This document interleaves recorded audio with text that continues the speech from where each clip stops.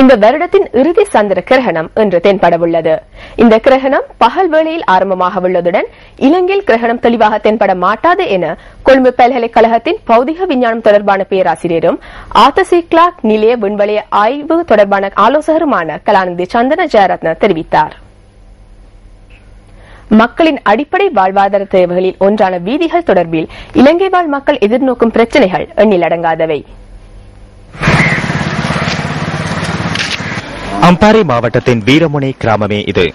இந்த கிராமத்தின் மத்திய வீதியானது மிகவும் மோசமாக சேதமடைந்துள்ள நிலையில் மக்கள் தமது போக்குவரத்து நடவடிக்கைகளை மேற்கொள்வதில் பல்வேறு சிரமங்களை எதிர்நோக்குகின்றனர். கடந்த பல வருடங்களாக இந்த வீதி இவ்வாறு சேதமடைந்து காணப்படுகின்ற போதிலும் 2004ஆம் ஆண்டுக்கு பின்னர் இதுவரை காலமும் புனரமைக்கப்படவில்லை என இந்த பகுதி மக்கள் விசனம் தெரிவிக்கின்றனர். இப்ப வீரமனைக்கு ஒரு பொதுவான ஒரு வீதி, எல்லாரும் பாடசாலை மாணவர்கள் இருந்து கோயிலுக்கு போறாங்க, எல்லாரும் இதெல்லாம் பாருவாங்க. அதனால இப்ப இந்த வீதியில இப்ப போறோம், கொஸ்டின்லேக்கு ஒரு ஆளை கொண்டு போறோம்னு சொன்னாலும் வீதியில இப்ப ஒரு மணி நேரம் போறதுக்கு 2-3 மணி நேரத்துக்கு கூட வேண்டும். ஒரு ஆள் கொண்டு போய் நோயாளி ஒரு ஆள். அதோட இப்ப பாடசாலை மாணவர்களே நிறுவன பயன்படுத்துற வேற ஸ்கூல்ல இருந்து வார பிள்ளைகள் ரோட்டை வாரது. பிறகு வாகனங்கள் அடிக்கடி இப்ப நாங்களும் தான் வாகனங்களோட கூட அடிக்கடி பெச்சு போவோம். அதுவும் இதுவும் இப்ப 100 ரூபாய்க்கு ஓட்டோ டிரைவர் எல்லாம் 100 ரூபாய்க்கு 1000 போனாங்கட்டா ஒரு 150 ரூபாய் செலவழிக்க வேண்டி வரும் ரோட்டால போனா. அப்ப இந்த 2004ஆம் ஆண்டுல இருந்து ரோட் அப்படியா இருக்கு.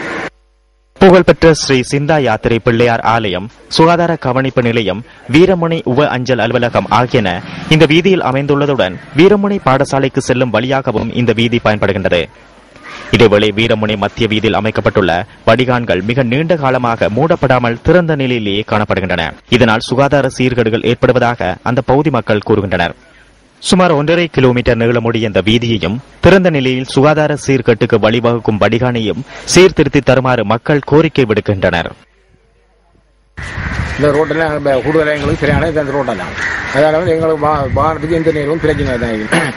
ரெண்டு பேரும் ரோடுகள் திருத்தலை. எங்களுக்கு 2004 பிறகு ரோடு திருத்தப்படலை. ரோடு முதல்ல ஒரு திருத்தி ரோடு மிச்சம் இடைஞ்சல தான் ரோடு பிரச்சனை. கொஞ்சம் ரோட்டை வணங்கி தரக்கூடிய அளவு செஞ்சிருவாங்க.